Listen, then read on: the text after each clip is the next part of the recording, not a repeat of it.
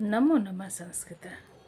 आज हम पढ़ेंगे आचार्य भर्तृहरि का भर्तृहरि के नीति शतक का छठा श्लोक।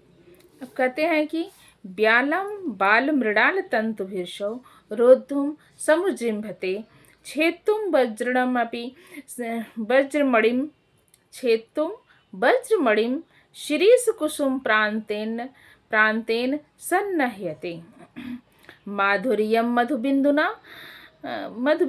रचयितुं क्षाराम्बुधेरिहते नेतुं वाञ्छति यह खरान्पथि सतां सूक्तैः सुधास्यन्दिभिः। अब कहते हैं इसका अन्वय करते हैं। पहली लाइन का अन्वय देखिए। असौ बाल मृडाल तंतुभिः असौ बालमृडाल तंतुभिः ब्यालम रोद्धुम समुज्जृह्यते। अब दूसरी लाइन का अन्वय करते हैं। शिरीष कुसुम प्रांतेन वज्रमणिम छेत्तुम सन्नह्यते मधुबिंदुना। तीसरी लाइन का करते हैं अन्वय। क्षाराम्बुधेः माधुर्यम रचयितुम ईहते यह खलान सुधा संधिभिः सूक्तैः सतां पथि नेतुं वाञ्छति। अब इसमें आचार्य भर्तृहरि कहते हैं कि किस दुष्ट इंसान को सन्मार्ग पर लाना कितना कठिन कार्य, उसको सन्मार्ग पर लाने का काम करना किसके समान है। कहते हैं कि जिस प्रकार क्या बोलते हैं, असौ बाल मृणाल तंतु भी ब्यालम रोद्धुम समुज्जिम्भते। आचार्य भर्तृहरि कहते हैं कि दुष्ट इंसान को सन्मार्ग पर लाना उसी प्रकार कठिन है जिस प्रकार बाल मृणाल तंतु भी कोमल कमल के तंतुओं से ब्यालम रोद्धुम समुज्जिम्भते।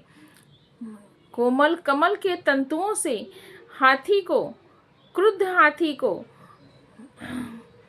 बांधना असंभव कार्य है।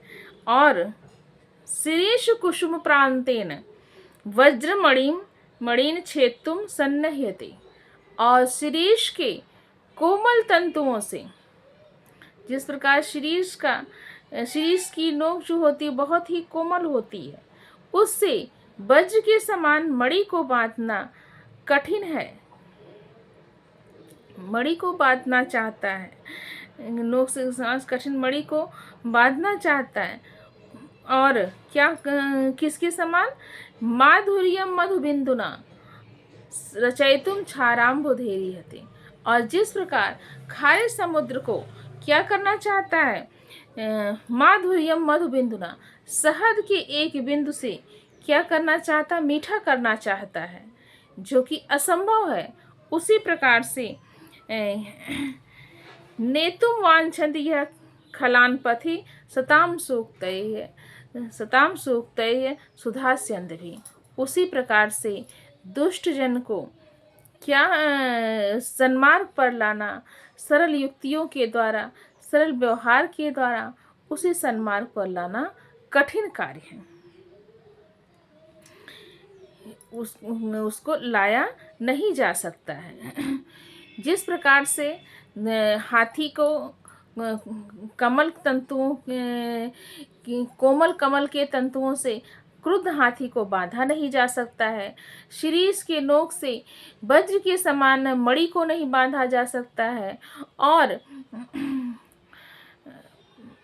शहद की एक बूंद से खारे समुद्र को नहीं मीठा किया जा सकता है, उसी प्रकार आचार्य भर्तृहरि कहते हैं कि दुष्ट व्यक्ति को, मूर्ख व्यक्ति को सन्मार्ग पर लाना कठिन है। जो लाना चाहता है वह बहुत ही असंभव कार्य है। अब आगे का श्लोक देखिए, श्लोक नंबर 7। स्वायत्तम एकांत गुणम विधात्रा विनिर्मितं छादनम अज्ञताया। स्वायत्तम एकांत गुणम विधात्रा विनिर्मितं छादनम अज्ञताया विशेषतः सर्वविदां समाजे विभूषणम मौनम पंडिता नाम। अब इसका अन्वय करते हैं। विधात्रा, पहली लाइन का विधात्रा स्वायत्तम एकांत गुणम अज्ञताया छादनम। दूसरी लाइन का विशेषतः सर्वविदाम समाजे अपंडितानाम विभूषणम मौनम निर्मिति। आचार्य भर्तृहरि कहते हैं कि विधाता ने अज्ञान के लिए जो आवरण बनाया है, जो अज्ञान का आवरण बताया है, मतलब उस किन चीजों के द्वारा मूर्ख व्यक्ति सुशोभित होता है, बताते हैं विधाता ने अज्ञान के आवरण बनाया और अपने अधीन रहने वाले अत्यंत गुणकारी और जो विद्वानों के समाज में रहते, विधाता स्वायत्तम एकांत गुणम अज्ञताया छादन। विशेषतः विधाता ने अज्ञान के आवरक, मतलब जो अज्ञान के आवरक हैं, जो मूर्खों को बचाने वाले हैं, उनके लिए क्या किया, जो अपने अधीन रहने वाले हैं